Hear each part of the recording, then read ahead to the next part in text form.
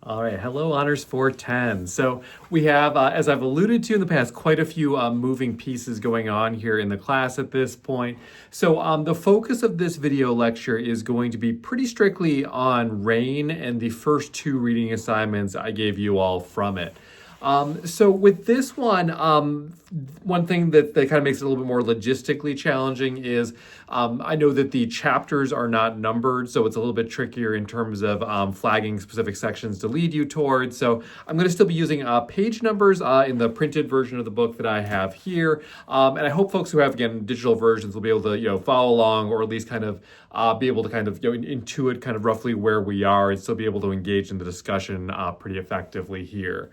So to start out here, just on page 333, and this is like literally the very first page of the whole novella, we have the line, "When the rain fell, most everyone was caught outside in it." And so I always think it's interesting to look at how stories begin. I know we've done this in the past in this course already, but just the effects of that first kind of simple line and how that sort of works for us, what we think Hill might be accomplishing there, or the impact on you as a reader. Carrying on from there, though, I want to read the very next paragraph. This is the first kind of like full meteor kind of paragraph on that first page of Rain. You wonder maybe why so many people died in that initial downpour. People who weren't there say, "Don't folks in Boulder know to come in out of the rain?" Well, let me tell you, this was the last Friday in August, you remember, and it was HOT hot. At 11 in the morning, there wasn't a cloud to be seen. The sky was so blue it hurt to look at it for too long, and a body just couldn't stand to be inside. It was about as glorious as the first days in Eden. So in this whole section here, I'm just curious, in particular about the you that it's referencing here, the effect of using second person in what's otherwise, a relatively straightforward kind of telling of this story. What's the impact of having that you there for you as a reader? Yeah, why do we think Hill might make that choice? Carrying on 335, so this is like the third page in here. At the end of the second paragraph there, there's this line that I really love. All good preachers have a little of the devil in them. And I'm curious what we think that means, what Hill's getting at. This is one of those lines I think sort of transcends the immediate story itself, and we might be able to apply to kind of our own life experience or things that we kind of think about more generally there. Next section I want to go to is on 338, the second to last paragraph here. So it reads, I nodded amiably to Ursula, who shook her head with a certain wary disapproval. It always distressed her whenever Templeton forgot to act like an invalid and disappeared back inside. I led Templeton to the garage, scooped him up, and sat him on the stool at his father's workbench.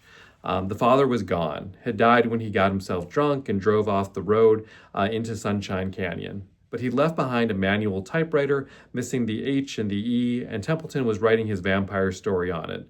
He had 6 pages so far and had already drained out the blood out of most every wench in Transylvania. I told him to write me something good and bloody, tousled his hair, and started back towards Yolanda and her mother. I never got to them. So in this section here, in particular, I'm interested in this notion of Templeton forgot to act like an invalid. What this story tells us about Templeton, what this tells us about Ursula, what this tells us about kind of the relationship between these characters here, and also Honeysuckle and kind of how she kind of sees these characters and how she interacts with each of them. Skipping ahead here to 340. So these are the last lines before the first that next kind of chapter section break there. Actually, I'll start with the last full paragraph of the section here. Yolanda leapt off the rear bumper and turned toward me. She made a run for the garage. I heard her scream my name. I took 2 steps toward her, but Templeton had me by the wrist and wouldn't let go. I couldn't make him let go, and I couldn't go out there with him attached to me. When I looked back, my girl had been driven to her knees. And Yolanda. I'm curious about the effect of the last lines, the repetition, the use of ellipses, ending just on Yolanda's name, kind of just how we read that, what that's sort of doing for us there.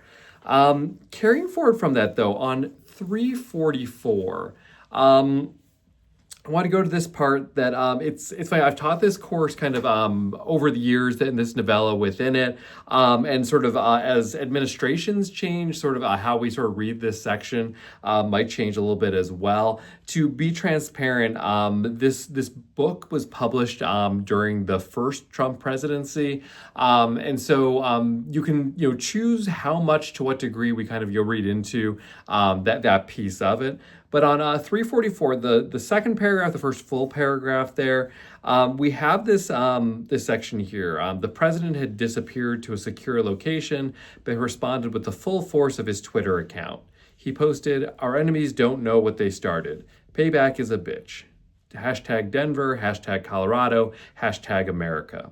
The vice president had promised to pray as hard as he could for the survivors and the dead, and he pledged to stay on his knees all day and all night long. It was reassuring to know our national leaders were using all the resources at their disposal to help the desperate, social media, and Jesus. So in this set of lines here, we have Hill choosing to sort of make this interplay with the real world.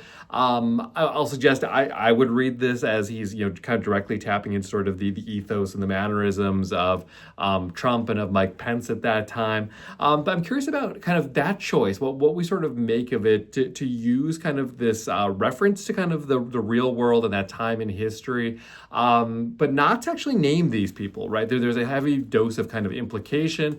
And it's one of those things where, if you read the book when it first came out, you're probably going immediately to this space of, who Hill's talking about. Whereas in contrast, reading even a few years removed from that and into the second Trump presidency, I think that there's an interesting kind of interplay there where maybe our reading of this changes a little bit. Maybe we don't make the same assumptions right away. But in any event, what sort of the impact is on you, and again, why we think Hill would kind of make that choice to kind of make this external reference in that way.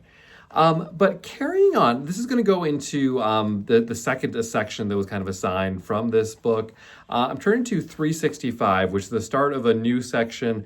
It's the one that starts, "I was tramping across the campus of the University of Colorado Boulder."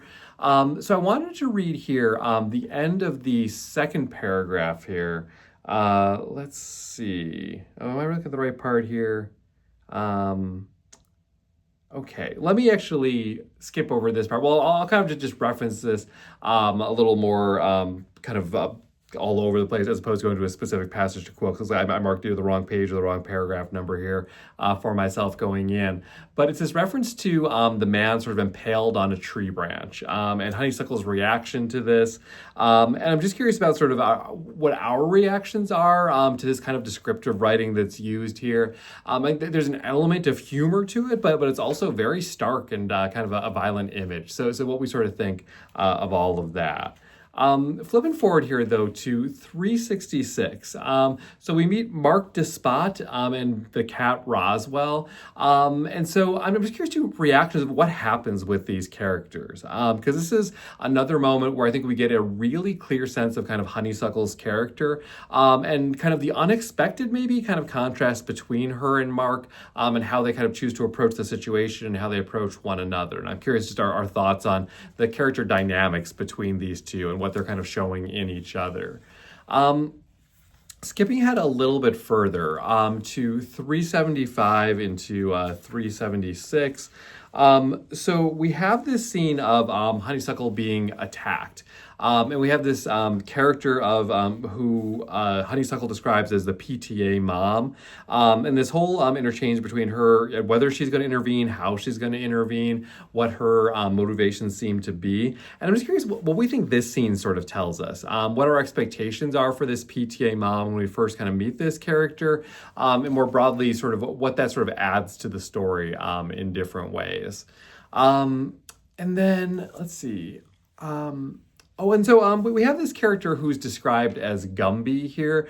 This is probably a thread many folks are picking up on at this point. Throughout Hill's work, there's a lot of this kind of interplay where a character is sort of nicknamed based on either their physical characteristics or something kind of superficial, but often with a little bit of an angle of something that our point of view character, in this case Honeysuckle, would specifically kind of notice and zone in on. And so we get the clear impression Gumby did not like Yolanda's family. What are the dynamics there? What do we make of kind of that disconnect between them? What does that tell us about his character? Just sort of what do we think in general there?